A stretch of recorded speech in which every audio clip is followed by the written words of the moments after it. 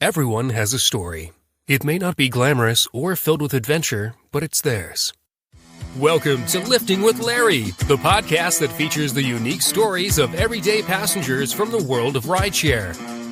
Welcome to this episode of Lifting with Larry. What's your story?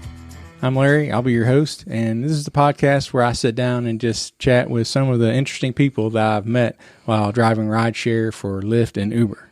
And I'm excited to talk to my guest today. He's a very powerful young man. He's driven. He wants to succeed. He's just got a lot of drive, and I'm excited to hear about his background and also what his future plans are. So, Antonio, welcome to the podcast, man. Welcome, Larry. I appreciate you for inviting me on the show and being a guest, and I'm blessed to be here. People have no clue how hard it is to be here and everything, and it's an honor. So I just want to say I thank you and I appreciate you inviting me in your home and everything. Oh, my pleasure, man. My pleasure. So always, most of the time I'll try to talk about, see if the guests remember like how we first met, the first ride that we've done together, because sometimes I've done more than one ride. So do you remember the first time that I had you as a passenger? Yes, sir. I actually went to a party I think it was about 2 weeks ago, and I was coming from a party, and I went to bed pretty late. So I needed a lift to get to work because I was having car trouble and all that. So first thing I did was set up a Lyft or Uber, and you popped up, and I saw your name, and I was like, I never had this guy before, and that's when I met you. Yeah, cool.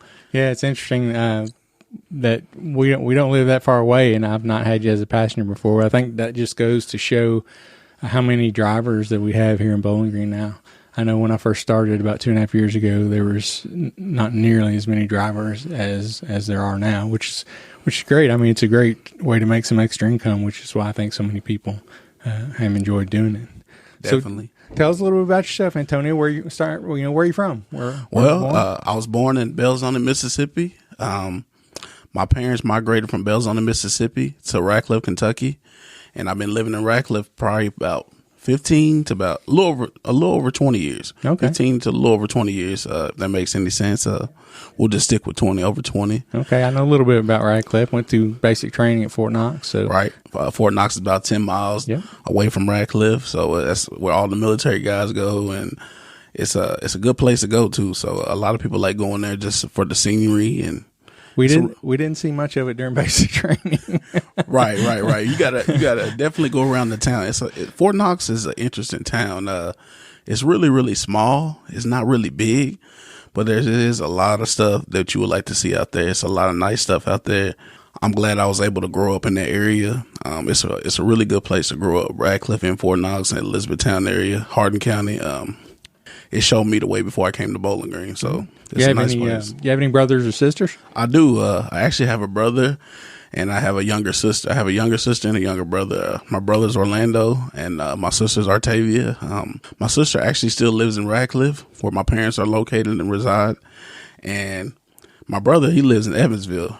He actually lived up here with me for like 3 or 4 years, but he had some better things come up with him. He ended up meeting a lady. He just got married like 2 months ago. I was actually his best man. So he lives in Evansville right now. I was born in Evansville. Okay. So you're very familiar with Evansville. Yeah. Then. So I've got cousins that live in Evansville.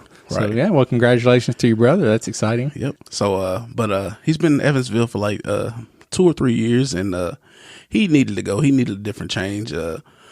Bowling Green was a little bit too fun for him, so he ended up moving down there. But I'm glad he did, and I'm proud of the man he's become. And like I said, I was his best man at his wedding like 2 months ago. It was like 200 people there. It was crazy. We had it downtown at the Charleston, which is a really, really good local place for weddings. And I'm proud of him and Jasmine, and congratulations, and I hope them the best. So growing up, what kind of things were you interested in when you were growing up? As soon as we moved to Radcliffe, me and my brother always played football. My dad, he always stuck us in sports. I'll tell you an interesting story. My dad, he always made us play football and basketball and all the sports we could. But it was actually my mom who was working as a waitress or a host at one of her jobs, like one of the local restaurants in E-Town. And one of her friends came up to her and said, "Hey, your kid's about 5, 6, 7 years old. You should get them in sports." And I think by that weekend, my dad had to work or something like that. And sure enough, my mom signed us up. And at the time, I think it was like $40 a piece. But it was me, my sister, and brother, and my sister ended up being a cheerleader. And so it would have been $40 for all three of us a piece. Since it was just three of us, the guy I gave my mom a deal and just made my mom only pay $40. So that's a real fun story. So I've always played football. I played all the way up till I was in high school. And I played for a really good high school, John Hardin High School. I think we went to state semifinals like 8 years in a row. Okay, wow. At least to the fifth region or the region final to the state semifinals. I know they went to the state championship once. So. Right, yeah, I remember hearing that name lots of times. Yeah, that's what a lot of people say. When I was in college at Western, I have a sweatshirt on or a T-shirt. They like, you play at John Hardin? People be like amazed, and it'll just throw them off. So it's good to represent John Hardin. It was a good high school. They taught me a lot. And without them, I wouldn't be the man I am today. So what position did you play? I actually played pulling guard. We ran the wing T offense. And I don't know if people know what the wing T is. It's when you have three running backs that are really, really athletic and really fast. So we ran that, and I played on the line. So I would pull in front of them, because I was an athletic person. So we have two athletic guards, and we were good, man. I think my senior year, the first three games, we're preseason ranked number 12th in the state, and we started off 1-3. But we were still like a really good football team. We just had we had like a top 10 schedule in our first four games. We were 1-3, and we were still leading the state in rushing. And I was part of that, but we had some really good guys that on that offensive line. A couple of my buddies I still talk to every now and then. Matt Treadway, he was a really good player, and John O'Connell, and one of my good best friends, William Savoy. He actually went on to play at Louisville, and he's running his own gym right now. So we were just stacked, man. We were stacked on the line. We had some really talented running backs, but we had a really good team, and everybody knows about John Hardin, even in Bowling Green. Oh, so. No doubt. Great. So John Hardin High School, and how'd you end up at Western? Well, I ended up at Western. It was my mom. It was my mom and dad. I seen how they lived. We lived good. We didn't have the most of everything. My parents I'm gonna be honest, they lived paycheck to paycheck. They come from tough beginnings, and my mom and dad, they probably made about $35,000 to $38,000 a year together, which is really hard nowadays. And that inspired me, and that motivated me, and it really took a toll on my life, and they wanted me to do better. So my mom and dad always put in my head to go to college. They said, we want y'all to do better than us. And I listened to them, and my mom and dad, they probably did the best they could. And like I said, we were lower middle class. We didn't have the most, but they worked hard enough for us to have a lot, you know what I'm saying? But we struggled, and we did. We struggled, and it was hard for us. But like I said, my parents, just seeing them get up every morning before I went to school to make sure we were good, it motivated me, inspired me, and it showed me the way. It showed me a lot, where I got to a point where I was like, I know my mom and dad don't have the best life for us, but they're doing something for us. So that motivated me, and that's when me and my mom and dad started talking about colleges, and the name Western Kentucky came up. I had never heard of it. I was probably a senior. And one day, my mom and dad just took us on the visit. We rode all the way down to Bowling Green. Mom and dad, my sister and brother packed up in a little car. I think my mom had like a Dodge Stratus back then. And I remember just like yesterday. And I went up there, and I fell in love with the school. And I knew I was going to come there. So next thing I know, 2 months in, I'm doing my ACT. And I'll be honest, I was a decent student in high school, and I was a really decent student. I think I graduated with a 3.0. I could have done a lot better, but I always played sports and all that. And I pushed myself with sports more than school. And I didn't realize how important it was as a junior. I was probably like a 16-year-old kid at the time. So it was crazy, Larry. It was crazy. But I ended up getting in Western. And believe it or not, I scored a 12 on the ACT the first time. And I believe I scored 12 the second time. But I knew I was a better student than that. I just didn't test well on tests, and I get anxiety. So I ended up getting in Western, I think, with like a 16 or 17. And they had like a community college base where you still can go to WKU. We call it South Campus. As you know, a lot of people know about South Campus. It's basically like a small junior college, but you're still connected to Western. So I needed to go there because I struggled, like I said, in high school, even though I had a 3.0 and I knew I was a good student. I knew I was smart, but I don't think nobody really gave me a chance, So that's when I got to Western Kentucky, and I fell in love with Bowling Green, and I've been here since. I've been here almost close to 10 years.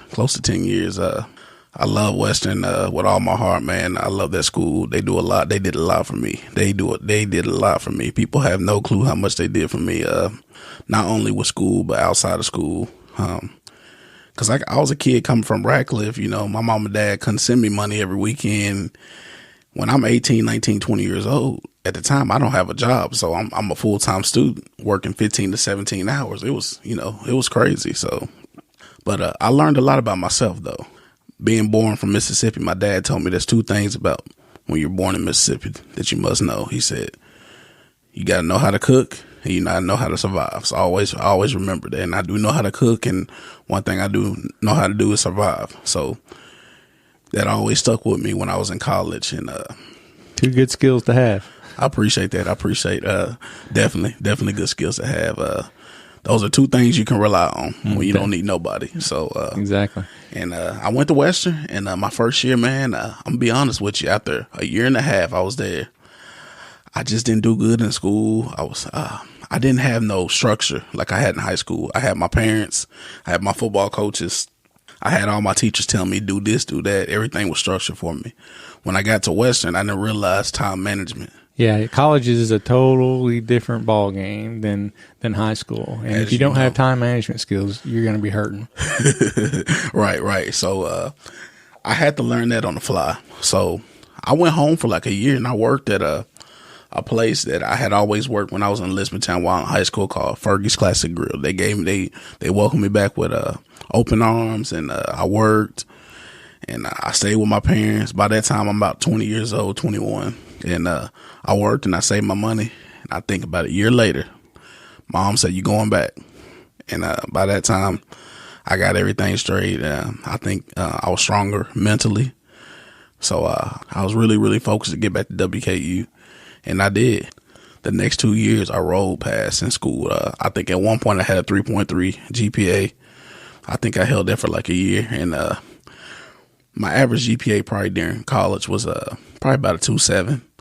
I also ended up getting my associates because I had to leave Western for a little bit. I got my associates at BGTC. So I got to throw them in there too. BGTC is just a small community college, but I'm glad they had BGTC, and because I needed to go there for a semester or two, and I got my associates there, and I have background in communication, and it was an honor just to graduate in 2016. I was the first person in my family. My mom and dad had went to school. They both went to college, but neither one of them graduated because they had me. So they sacrificed that. I'm kind of glad they did. It was an honor to be the first person to graduate. Everybody scream your name, and that's a big deal, and that's a big step. It's a big deal. So. Whenever I have passengers, one of the questions I'll usually ask them if they're a student is, where you're from, and I'll ask them what they're studying and what year you're in. And whenever I get somebody who's a senior, it's like, it's light at the end of the tunnel. Congratulations. It's a big step. It's a big accomplishment, and you can tell people are, they're a little apprehensive sometimes about moving into like fully adulthood, and having to get a real job and moving to the real world. And it's not school where you're out running around I did with your all friends. that stuff. But yeah, it's always just a big deal for sure. It's a big step and a big accomplishment. It really is. Like I said, man, I remember going into my, I think I had a teacher tell me, she's like, "You're 9 credits short from graduating." At the time I went in school, my mom had, the year prior, she had like a stroke. So I was out of school. I was so close to graduating. So I was just working full time in Bowling Green, but I was going home back and forth. So when I learned that, I was like, I knew I was close. Got back in school. I think I signed up spring break, and I signed up for 9 hours. That's all I needed. And I took all my classes online because by that time I was working at Cheddar's, and I was working full time there. And I was leasing out apartments. I got really good at that too. I was leasing out apartments a couple days a week, a guy named Brian Upchurch. He seen something in me. He said, man, you can talk. He said, you can sell. And he said, quite frankly, I think you can make about $78,000 a year if you listen. And I did. I did listen to Brian Upchurch, and I appreciate him. He gave me an opportunity to come in there and start leasing out apartments. And at the time, I was just leasing out college apartments. But I didn't realize, even though I was a communication studies major, I didn't realize how much talent I had with my mouth. And, using your mouth is a skill. A lot of people don't know. They think you just talking and just running in and just yapping. But that's why these real estate agents are, and all these people that sell and all these real estate agents, all these people, that's why they're so successful. So that's how I got into stuff like that. And to this day, I do sales, and I'm trying to get into real estate, and I got my hand in that a little bit. I've been talking with some people. I've been doing sales for like a year and a half. I'm pretty good at that. Really, really good at it. I've had a lot of companies, not only in E-Town or in Bowling Green, try to recruit me, even when I'm with somebody else. But they see I guess they see the talent, and they see the skill, and it makes me feel good. I've always done that, but I did graduate from Western. And your degree was in communications? Yeah, I got associates. I got my associates, and I got my associate of arts at BGTC, and I had like 9 credits, and I ended up getting my degree at Western Communication Studies. What's funny is I actually was a senior at Western. I got in some academic trouble, went to BGTC for a semester, got my associates, then finished up at Western. Like I said, school, it was hard for me because I never really had to. In high school, I just got by. And I told my parents, don't give up on me. I'm going to get my degree. I'm going to get it. And I knew in my mind I'll get it. But I'm not saying they doubted me. They were just like, they didn't want me to come back home after that first time. So, but it can be a journey for sure. I know just myself, I was doing factory work, working, 40 to 65 hours a week, most weeks. And so I was only taking a class or two here at a time. Mm-hmm. A lot of the time that I went to Western, and it took me 13 years to get through Western, but I'm very happy that I did. It was worth it. It was worth every minute of it. Yes. Yeah. Western, well, like I said, Western, man, they care about you so much education wise, but not only I love that, Western. Outside of school, like I still, just in March or May, one of my friends, he plays on a baseball team. It's been 3 years out since I've been at Western. I'll go on campus, and like if I'm doing something with sales or leasing apartments, I go out there sometimes and go promote or market. But as in just staying on campus and all that, I've been gone since I graduated. But man, they still like I go downtown to the local bars. They still remember me because I worked there. It's Western's just an awesome school, man. And like I said, they did a lot for me. I think that's why I enjoy so much connecting with the college passengers that I have, and enjoy the fact that probably 75% or more of my passengers are college kids. I just enjoy the college, atmosphere, and Western in particular. I grew up here, been around Western all my life, and just really enjoy it, and appreciate, being able to go there. Right. Like I said, like you said, Western's a great place. Like I said, those people done a lot for me, man. Like when I didn't have a job at times, they had like different food banks you could go to, for people that come. A lot of the kids come from low income families, and they knew because obviously they had to get the paperwork for school and all that stuff for you to, for you to be eligible and all that type of stuff. So, they were cool, man. They helped me out a lot. They did. And I ended up getting jobs down here, and I graduated. And to this day, I still talk to some of the teachers through Facebook or Instagram, or they'll come, I'll see them at a restaurant, or I'll see them out at a game, or I sat front row at the baseball game, UK, and I'm a UK fan too, even though I went to Western. I was on the coaches list, cause my friend's like one of the assistant coaches, and that game's really sold out, or it's really, really big. They do it at, the Hot Rod Stadium downtown. I sat front row. I got escorted in, so Western still hooks me up like it's a booster or something. I understand. I'm a big Western fan. I went there. My dad went there. My 4 sisters and brother went there. But I have 2 sons that play lacrosse for UK, so got to be a UK fan as well. Oh yeah, I love UK basketball. I missed their game the other night, but I love UK basketball. I've been liking UK ever since I was little. they struggling a little bit right now. They got beat by Evansville. I saw that. I saw that the next day. I didn't see the game, but I saw when they got beat by Evansville and about fell out of my chair. Yep, my brother called me. He lives in Evansville.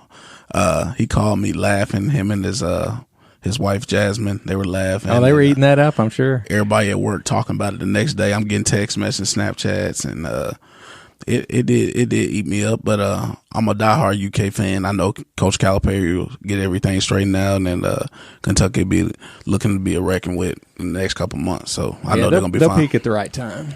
Oh yeah, they always do. Definitely. So you got through Western. Tell me about kind of where life led you after you graduated. After I graduated, I was still leasing apartments, and I got into real estate.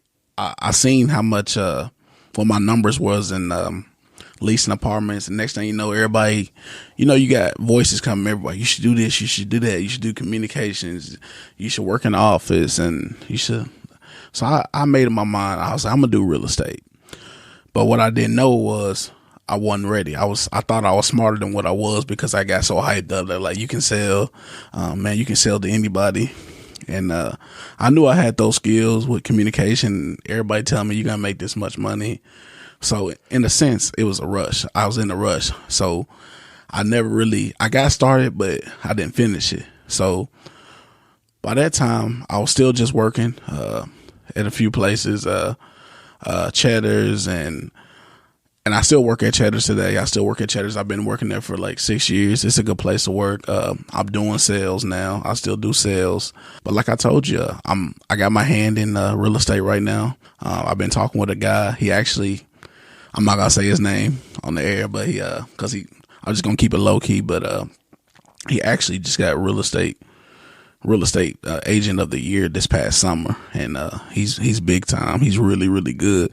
He's been hitting me up for like the past 3 months trying to get me in there. And I do want to do it right now. And I am interested, but I got a lot going on right now. So I'm kind of, just not so much weighing my options, but taking my time. So make sure it's the right decision. Sure. I understand. That's a good thing to do.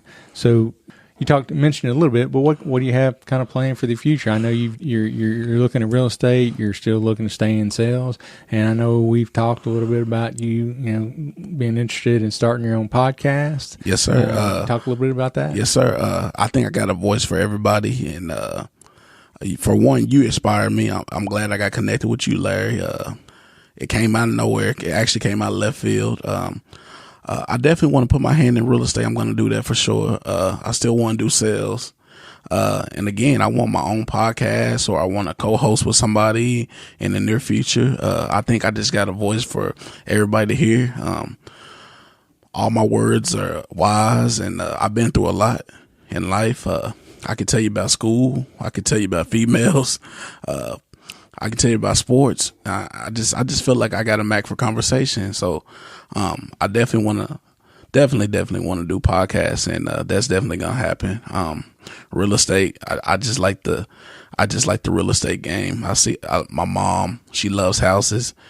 She's always pushed me to do it. My dad's been pushing me for like a year. You need to do real estate. I know you can do real estate, and it's not so much for what they want me to do, but they know that I'm interested in it.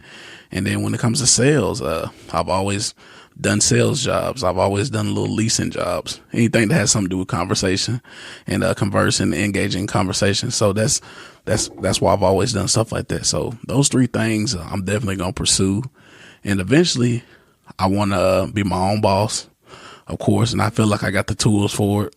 I've done almost every job, you know what I'm saying? Especially when it comes to communication. So it's, the future's looking bright. The future's looking bright for me, especially when I keep on networking with everybody and just staying connected. Like I said, I'm glad I met you, Larry. You inspired me. You motivated me. I'm learning a lot from you just sitting here at this podcast right now. So I appreciate you for having me on as a guest. And like I said, man, I got a lot going, and I'm excited for my future. And I'm going to stay focused, and I'm not going to let anything get in my way. So a good deal. And I appreciate that, Antonio. When I first started out, I had a couple of guys that really mentored me. A couple of guys I mentioned almost every podcast, I think, from a podcast called Rideshare Adventures up in Michigan. and started listening to their podcast, and they kind of prompted me to start my podcast, and they were just a great resource for me, so I didn't have to learn everything from scratch. And that's what I hope to do with people that I meet. I love talking podcasting. It's an interesting, exciting field to be in right now. I think. I mean, it seems like it's really exploding right now. And anytime I can talk to someone about podcasting, I'll talk your ear off about it. Oh yeah, man, I don't mind at all. Like I know that me and you had met up the other night. We had a really, really good conversation, and you blew my mind with everything you know. So when I contacted you through via text, that's when I said to myself, I was like, man, I want to know what this guy knows. He knows everything, the ins and outs. Far from that. I think you don't give yourself enough credit. You're just so clever when it comes to it. And I said to myself, this is the guy I need to be talking to. I want to go to the source. I don't want the middleman. This is the source. And my dad always told me, go to the source. Don't go to the middleman. You're the source right now, Larry. So it's an honor to be here. Well, I'm excited about your future. I'm excited to see and watch what happens and what all you do. I know you would be really good at real estate and sales, both, just because you're a very engaging person, and that's what it takes. You have to make people feel comfortable. You have to be able to talk to them about anything, right. And you do a great job at that. And I think you do a wonderful job at podcasting as well. And we've talked about maybe starting a podcast and co-hosting a podcast together, and that's exciting to think about. That's right. As well. I didn't want to say nothing. I was going to surprise everybody, but I'm glad you did, because I was coming with it anyways. But I'm definitely very interested, and I think we have talked about being a co-host to each other, and I think that's gonna be good in the near future for sure. It'll be a lot of fun. Well, I ask usually a couple questions toward the end of the podcast that are just kind of obscure questions, but tell me if you could sit down and spend a day with 3 people from throughout history, anybody that's ever lived. Mm-hmm. Who would those 3 people be, and why? One would be Harriet Tubman, and I'll tell you why. Harriet Tubman, she changed a lot for the world. She changed a lot. If it weren't for Harriet Tubman, I wouldn't be here, or a lot of people in the world wouldn't be here. I feel like she was tough. She has a lot of my qualities, resilient, driven, motivated. She was inspired. I felt like I heard she had a really good personality too, and that's why everybody listened to her, and that's why she took on such of a boss role, and everybody looked at her as like a captain and being so brave. So she that'd be one person for sure. Mm-hmm. That'd be one. A second person would probably be LeBron James. He's one of my favorite basketball players. He's my favorite athlete of all time. Just the way he carries himself. A lot of people don't know he has so much charisma outside of basketball when it comes to sports and just business. Family man, carry himself. Never been in trouble in his life. You won't see him drinking. You won't see him smoking. You don't even see him in a club. Maybe celebrating the championship. He's so smart about everything. He's very, very. He's very clever. He's very cagey. When I say cagey, if nobody knows what that means, because a lot of people don't say cagey, it's like he gives a little bit to not that much information about himself. You know what I'm saying? Unless you know who he is, he's not going, you know what I'm saying? So he's, in a sense, he's very secretive, but even though he's this crazy, crazy basketball player that everybody knows about, he's just the man he is, He's just a good businessman, good charisma, knows when to talk. I think LeBron, if he was in real estate, I think he could sell a lot of houses too. No doubt. I think he could sell a lot of anything. I think he could. He's just a salesman. You know what I'm saying? No. And third and final, my mom. The reason I say my mom, a lot of my qualities come from her. She was very hardworking. Very clever. I like the word clever rather than intelligent, because clever, you look it up in the Webster's dictionary, it's like quick to understand. She's quick to understand everything. My mom was always clever. She was always a low-key person. She had a lot of friends, but you didn't see her out. Always a leader. She don't take no crap. She don't play. So I seen a lot of those qualities in my mom, and just her will to just get things done. She was always like that. She got a lot of stuff done. And, like I said earlier, that inspired me, what her and my dad did. My mom, she taught me a lot of stuff. She taught me more than what she realized. She taught me you got to stand up for yourself. You got to work. And if you want something, you got to work hard. And you got to work harder than everybody else. And to this day, Larry, sometimes I don't even tell people this. Sometimes if I see somebody work harder than me, it makes me mad.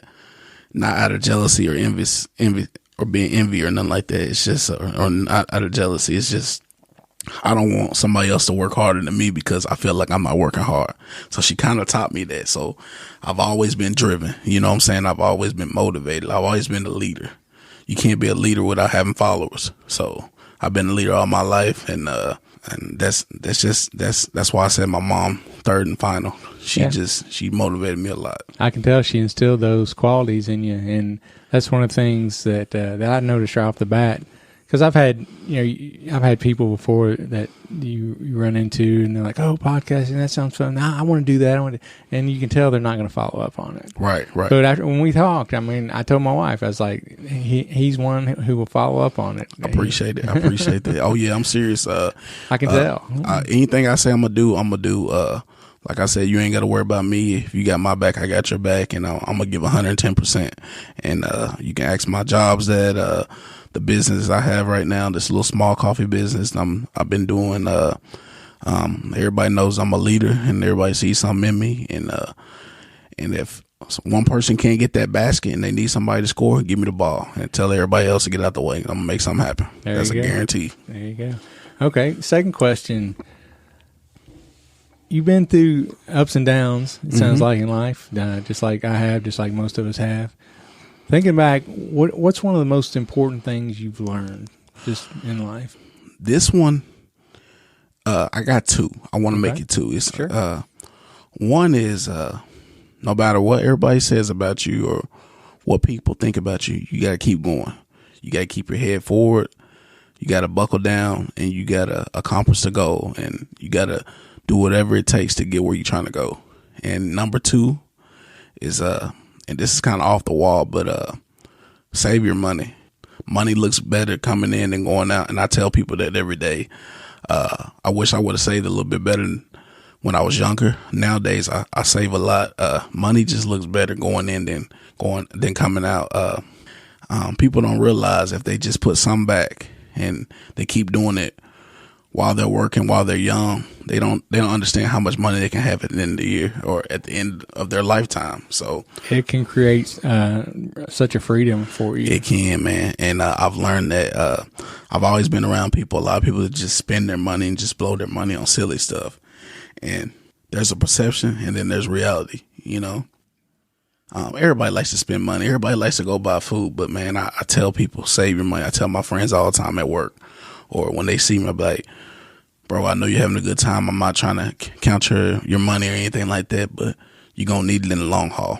So I've always done that.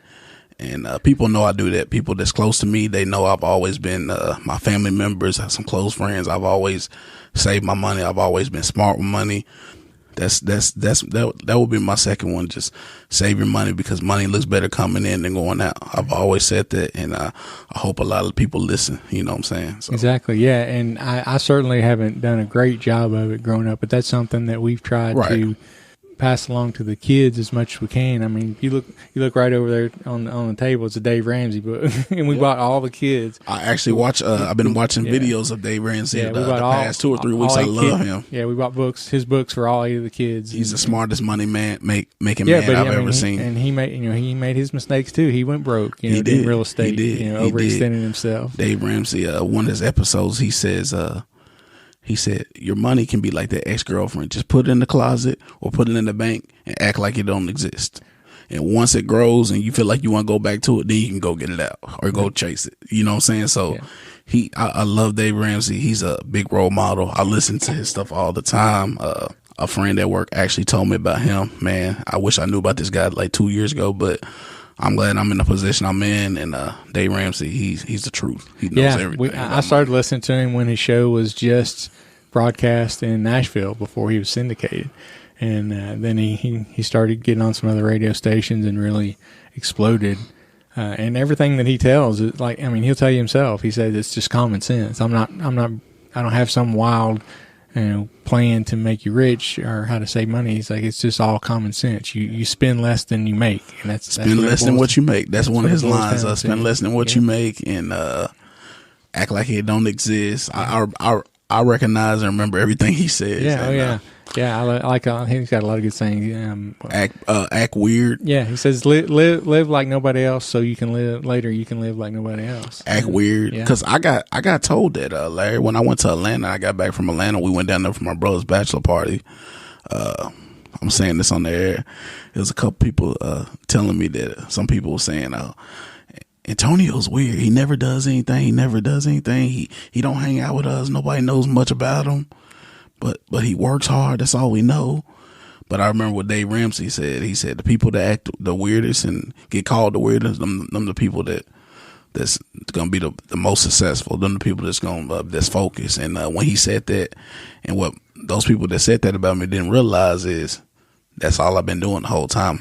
Because I just been saving money, staying low key, staying focused, keeping God first, and looking ahead and make sure I'm gonna get the prize at the end, and that's my goal. So there you go. So that's I don't want to be like everybody else. I want to be weird. Right? Yeah, because normal today is owing $20,000 in credit card debt, and $50,000 in student loan debt, and another $35,000 on your car. Yep, that's normal today. So it is, and everybody want to wear $500 shoes and all that. I can buy that stuff easy. All this crazy stuff that everybody's coming out with. I'm not saying I'm rich or anything like that. I'm far from rich, but I'm definitely in good hands, and I'm blessed. Basically, I'm just smart, and I made good smart money decisions. I'm glad I did. Yeah, that's great, and I think it's another Dave Ramsey saying. I think that's where I heard it. He said, Don't spend money you don't have to buy stuff you don't want to impress people you don't like. I know his and there's lines. so much of that goes on. I love today. Ramsey. Yeah. I love Ramsey. I can't wait till he come out with a next episode. This man's the truth. He knows money and he knows people. He definitely does. Common sense, once again. Common sense. All right. Well, Antonio, before we wrap up, last thing I want to ask you is there anything that you would like to say or talk about that we haven't talked about already? Anything at all? I would just like to give a shout out to my friend David Sanders in Nashville. I went to school with him, and I'll give a shout out to my family and friends and all the people I work with at Cheddar's and all the coffee business and everything like that. And I just want to say it's an honor to be here, and shout out to my family too in Radcliffe and Texas. It's an honor to be here, Larry. It's an honor to be here, and I'm blessed to be here. That's all I got to say. Well, Antonio, I appreciate it, man. It's been a pleasure getting to know you the last few weeks, and it's exciting to think about what's ahead. And, go ahead and just warn all your friends and all your people you know that, you're going to be hitting them up to be on the podcast. I definitely want y'all to be on the podcast. If I ain't hit you up yet, it's coming. You might get a Snapchat or a text message. But be ready. Don't be shy. There you go. This game ain't for everybody. That's true. All right. Well, thanks a lot, Antonio. I appreciate it, man. Look forward to, like I said, watching your future and seeing what happens. All right. Thank you, Larry. I appreciate it. All right, take care. You too. It's time for the interesting story of the week. This week's interesting story happened to me about 1.5 years ago up near the Cincinnati area. I was up there for a few days, and I was doing Lyft and Uber in my spare time. And I'd been out. It was pretty late one night, around bar closing time, I think, around 2. And I picked up a gentleman and a lady at this little bar. And they were both pretty drunk, but the lady was even more drunk than the man was, although he was pretty drunk as well. So they came out of the bar, and you could tell they were kind of arguing. And when they get in, it turns out that the guy has lost his phone, and he's kind of upset. And I said, well, if you want, why don't you go check in the bar one more time before we take off, and just to make sure they don't have it in there. And so he kind of stumbled out of the car and went back in the bar, came back out, still didn't have the phone. They were going to a hotel near the Cincinnati airport there, the Northern Kentucky airport. And so as we leave the bar, the guy and the girl start arguing a little bit. He's just really mad about losing his phone, which is understandable. But even more than that, I think he's mad at her because he doesn't think she's being sympathetic enough. And it's a little bit understandable because she was not real sympathetic. She was kind of laughing at him, and she was just over playing on her phone, looking at stuff all the time. And he gets upset because she's not paying attention because she's on her phone. And he's like, well, it must be nice to have your phone. And she was like, I can't help it that you lost your stuff. I still have my phone. And that just makes him even madder. And they're just bickering back and forth in the whole ride. And I mean, it starts to get a little rough. He starts telling her that she's like a worthless human being, and he just wants to break up with her right now. And at one point, he's like, I really just wish I could just punch you in the face. And I was like, hey, you're gonna have to tone it down, man. I'm gonna have to put you out of the car. And he apologizes, and he kind of settles down a little bit, but he's still grumbling at her because she's not mad enough, or she's not upset enough about him losing his phone. So they kind of grumble the whole way to the hotel. And so we get there, and we pull in, and he like shakes my hand and thanks me for getting him to the hotel safely. And I tell him, good luck. I hope he finds his phone. And so they get out, or he gets out, and the girl starts to get out. And like I said, she was really drunk. It took her a good probably 2 minutes to figure out how to open my car door. And so she finally gets out, and she kind of stumbles off toward the hotel door. And I keep a little flashlight in my car, and I try to always check the back seat and look and just see if anybody's left anything in my car. Sometimes I don't. It gets busy and you just forget. But anyway, I pull my flashlight out and I start shining in the back seat. And on the passenger side, right behind me, where the lady had been sitting, I see that she has left her phone in my car, out of all things. So I grab it real quick and run inside the hotel lobby. And luckily, they're still in the hallway, going down either toward the elevator or to their room. And I yell at them and catch them in time and bring her phone to her. And they're very grateful that I brought her phone. But his phone was still lost. It was just ironic to me that after all this bickering about her not being upset enough about him losing his phone, that she left her phone in my car. So now I try to always check around and look and try to glance around and make sure nothing's left in my car. But it's easy to do. I actually just had a phone left in my car last night that luckily I was able to connect with the owner this morning and get it back to him. I want to thank my guest for this episode, Antonio. It's been fun to get to know him and to see his energy and his passion and just how driven he is. I think he's got good things ahead of him. I'm looking forward to seeing how his podcast goes once it gets up and running. And we've talked about maybe collaborating on something somewhere down the road. So that'll be fun. So thanks again, Antonio, for being on the show. If you enjoy listening to the podcast, please take time to go to Apple Podcasts, Spotify, Pandora, or wherever you download this podcast at, and just leave us a review. The reviews help boost us in the search rankings, and that helps expose the show to more listeners. Also, I'd like to ask you if you could just share the episode with just one of your friends, someone you think might enjoy listening to it as well. I would really appreciate that. So if you've ever been a passenger of mine and have an interest in being on the podcast, please reach out to me. You can contact me through email at larry@liftingwithlarry.com, and that's LYFTING. So larry@liftingwithlarry.com, or you can message me on Instagram or Twitter. You can also go to my website, liftingwithlarry.com, and fill out the contact form or email there. I'm always looking for new and interesting guests to have on the show. I hope you've enjoyed this episode of Lifting with Larry, What's Your Story? I have a lot of fun making these podcasts, and I hope you enjoy listening to them as much as I enjoy making them. As we're just past the Thanksgiving season, I just want to say how thankful I am to everyone out there that listens to this show, and also to all the passengers that I have. I've been doing this for about 2.5 years now, and I've driven well over 5,000 people by now. I can count on one hand the number of bad passengers that I've had. So, thank you all. As always, God bless, and stay safe out there. Thank you for listening to Lifting with Larry. To subscribe to the podcast, check out other episodes, and keep up to date, head to liftingwithlarry.com.